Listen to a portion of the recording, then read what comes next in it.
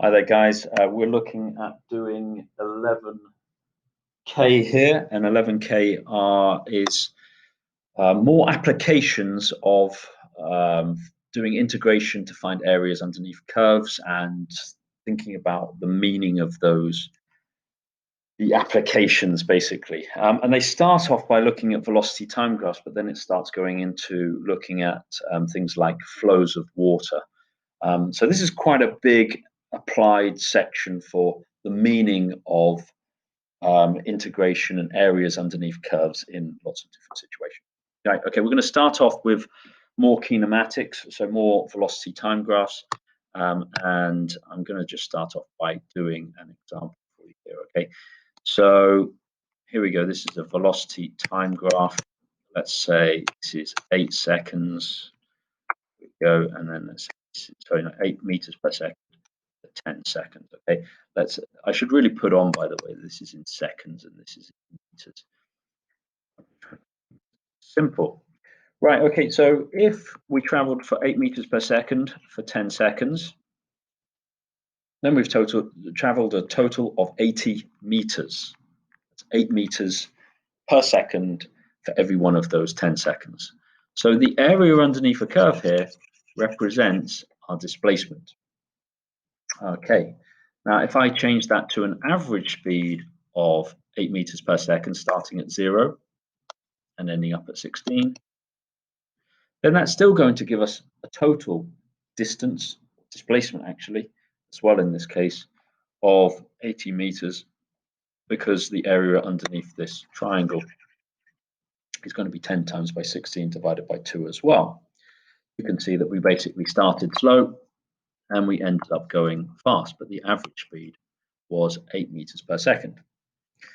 Okay, now let's look at another version of this graph. Let's just look at this one. Now, in this case, you can see, let's color this in, we have a positive distance that we're traveling here and a negative distance that we're traveling here.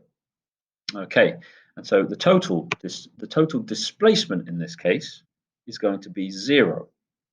Okay, we're crossing 5 seconds there, we're ending up at minus 8 meters per second.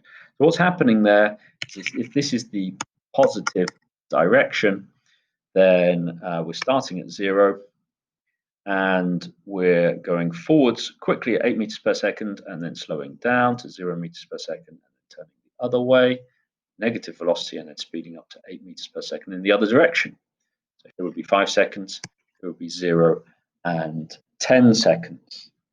Okay, the reason why I'm doing this is because if you integrate your velocity with respect to time over, in this case, 0 to 10 seconds, then you'll find out that you get, that's 5 divided by 2 is 20 meters, and this is going to be 20 meters here, so negative 20 meters.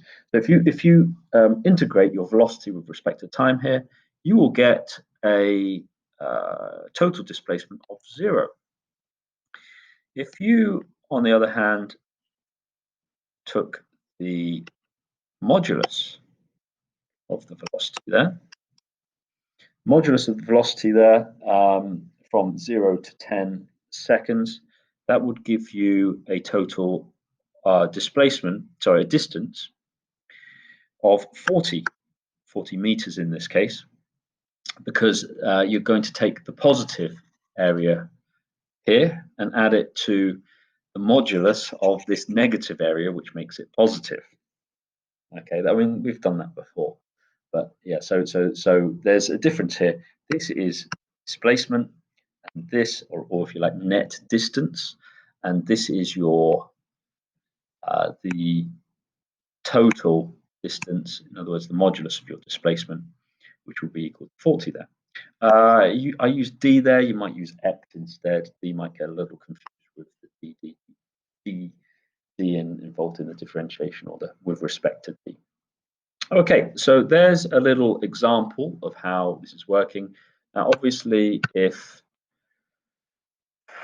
you have more complicated curves for your velocity, then it's still working. And you work out the area underneath a curve, it represents our displacement. Okay, so let's look in the book and let's look at the question which they give us. Now, the question which they, formulas here. The formula they're talking about in particular, they're talking about this and this essentially. In terms of displacement, velocity, acceleration, then by integrating between our two limits, we will find the net displacement. So we'll find the total displacement in that time. And then I think on the other page, they give us this one here. The total distance traveled is this one here. So we've got the formulas there. Okay, now I talk about that, and now suddenly we're into flows of water at power stations. So it's a pretty nice question, this one. Example 21, and you're only given one example before many questions in this exercise. So, okay, so let's just read this one through fairly carefully to start off with. It says, a hydroelectric power station generates electricity from water flowing through a pipe. During periods of low demand, water is pumped back up the pipe to the reservoir above. Let the volume of water in the reservoir be V, and assume that the only water that enters or leaves the lake during this period is through the pipe. The rate at which the water flows through the pipe during a 24-hour period is given by this following equation.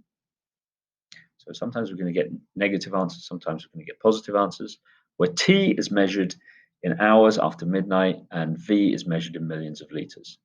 Now, a positive flow through the pipe in this question, which is what I didn't understand when I first read this, the positive flow in this pipe is going to be into the reservoir because V is the volume of water in the reservoir.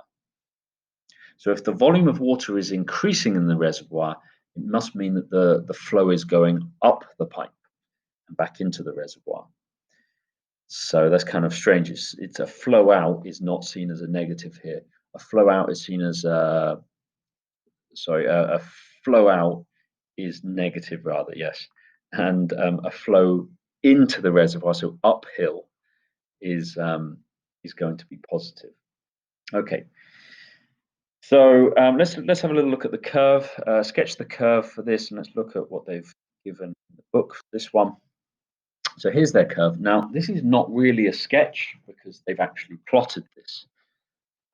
But for yourself, you're not going to put in all of these numbers here and all of these numbers here, but you are going to show where the top point is, where the x-intercepts are, where the y-intercept is, and where the minimum turning point is down here as well. You should have this turning upwards a little bit towards the end as well, and it should stop exactly at 24. You should not take it beyond 24. Okay, so let's look at the next question. Let's just analyze that just slightly. Let's just think that from midnight, which is 0 hours, to about 7 o'clock in the morning, a bit before that, we have low demand for energy overnight. And so that's when there's this surplus of energy. Perhaps it's being created by a nuclear power station, which is nearby, which, they can't just turn off and on. So, so there's a surplus of energy in the system, and so they pump water back into the reservoir, which is obviously used to store potential energy for later on. Okay, so there's an increase at that point, and then during the day up until about 11 o'clock at night, just after 11 o'clock at night, it seems there is a flow outwards, okay, and increasingly so until this point here, until about mid-afternoon, when it seems like this is being the greatest flow outwards, the greatest amount of energy being produced here.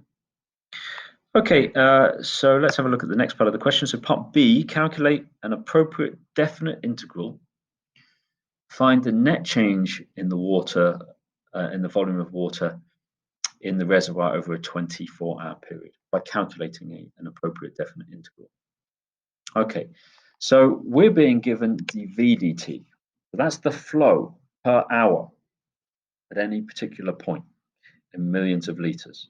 So we want to know what the change has been. Now, we're never told in that graph how much water was in the reservoir to start off with.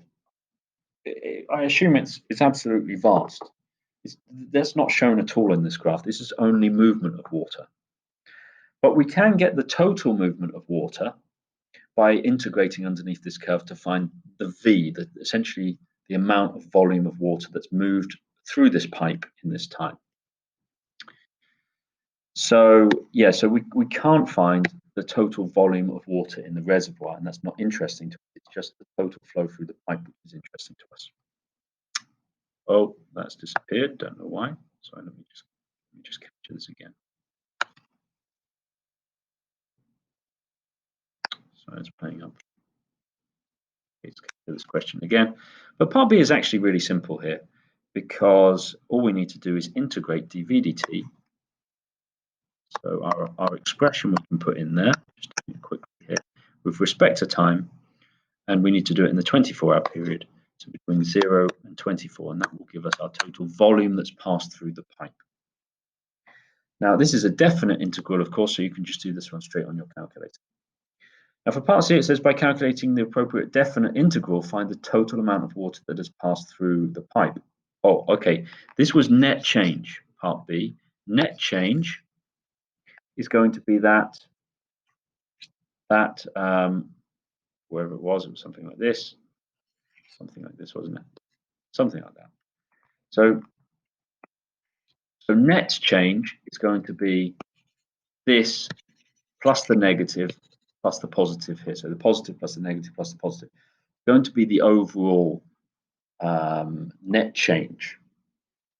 Okay, but the total amount that's passed through the pipe is going to be the modulus of this. So it's going to be this plus this volume here, where this needs to be positive. So we need to take the modulus to find the total amount that's gone through. So the net change is a bit like net displacement. So that's similar in that respect, whereas the total amount of water is like total distance when we're talking about kinematics. So for part C, you'll need to say the total volume. So I suppose that this one is actually the modulus of the volume. Sorry, this one is the volume, net volume, and this is going to be the modulus of the volume, if you like. And there we go. We're going to need to take 0 to 24. We'll need to take dv dt modulus with respect to time, because we want to add this to this to this. We need the total amount that's gone through those pipes, whereas net flow was the positive plus the negative.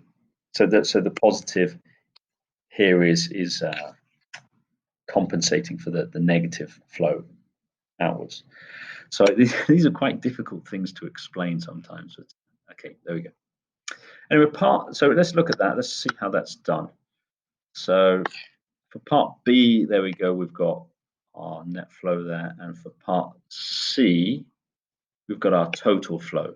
So you can see that's adding an extra 29.4, which is essentially the two positive sections here and here have an area of 29.4 on this graph. That's the volume going through those points.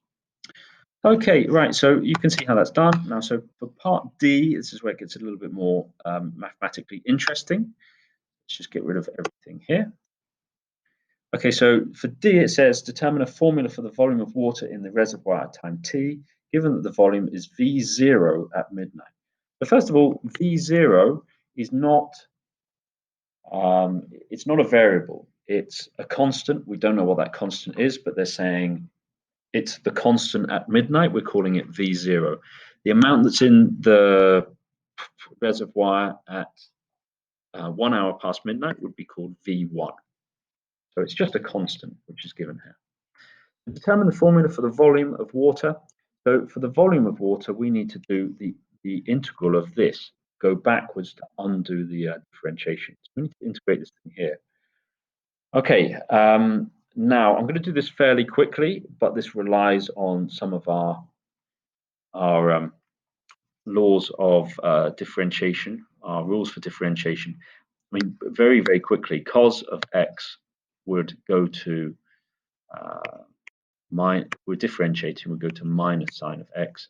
If we had cos of 2x, it would go to minus 2 sine 2x.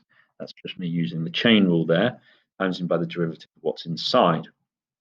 Okay, and likewise, if I had cos of, say, 2x plus 1, I would get the same answer there because the derivatives of what's inside is still the same. Okay, so we'd still have a 2 in front, and we'd have the minus from the minus sign.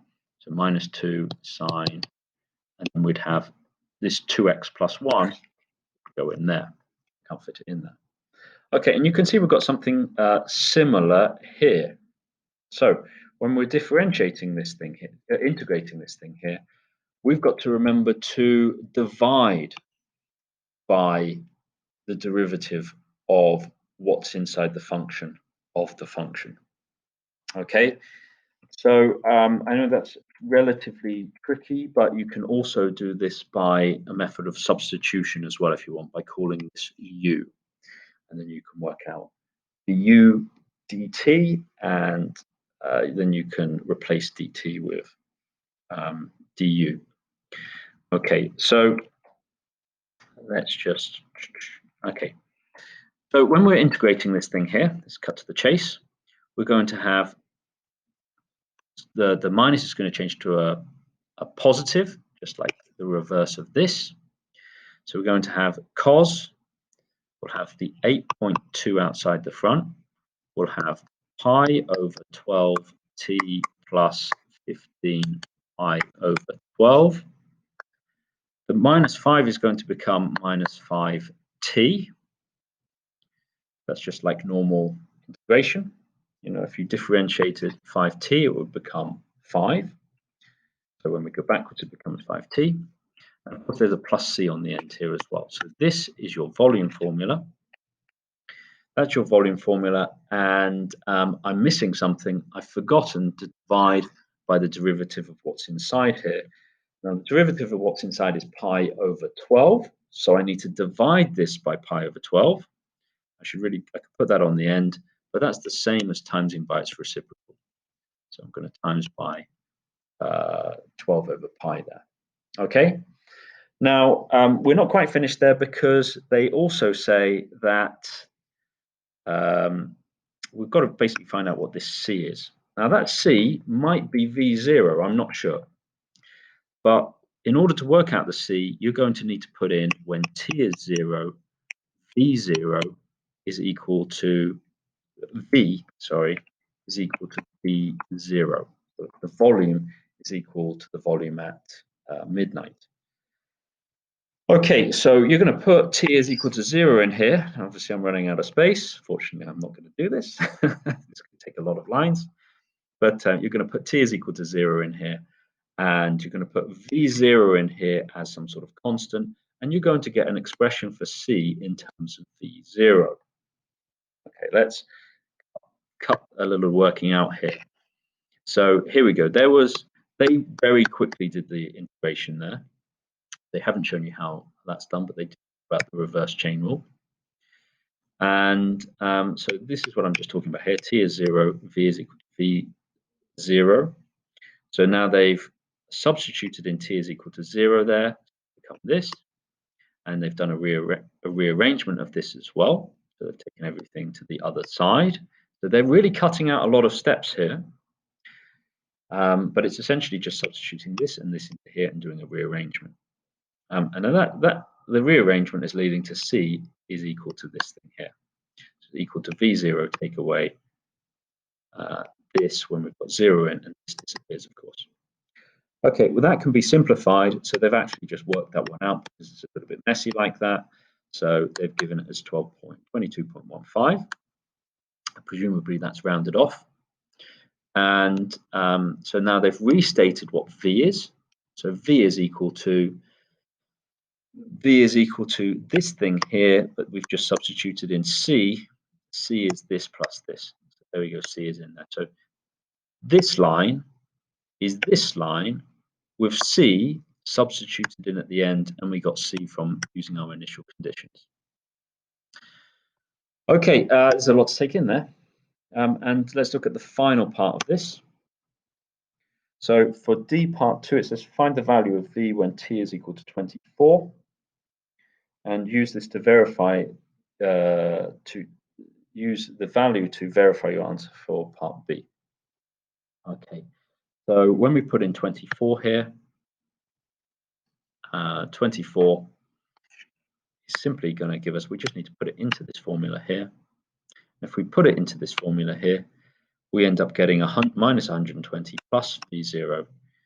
And so if you look at part B, we had minus 120 there as well. Now that was net change in the volume of the reservoir. So it was net flow out of 120 square cubic meters in terms of millions of meters, I think, wasn't it? I'm not sure if it was meters cubed. The rate at which the water flows through the pipe. V is measured in millions of liters. I don't think that should be meters cubed there. That should be millions of liters. Okay. And yeah, so there we go. So we're getting a final answer of minus 120 plus V0, but obviously the V0 is just this amount. We don't really know what's in the reservoir, which is massive to start off with, but the minus 20, 120. Same as the minus 120 you get from B, the M cubed there is just wrong, okay? Yeah, so they're saying let's have a look at the difference of this. You just need a justification here. Take off the V0 and we find out the net flow during that time. Okay, guys, well, there's a lot there again. That's a really long, extended question. It's a good question. Okay, now 11K, there's a lot of questions here. You've got 8, 9, you've got 9 questions there. So this is clearly we'll need more than just a short lesson to deal with this. Guys, thank you very much for listening to this. Sorry it's gone on for so long again. Apology about that, but good stuff anyway.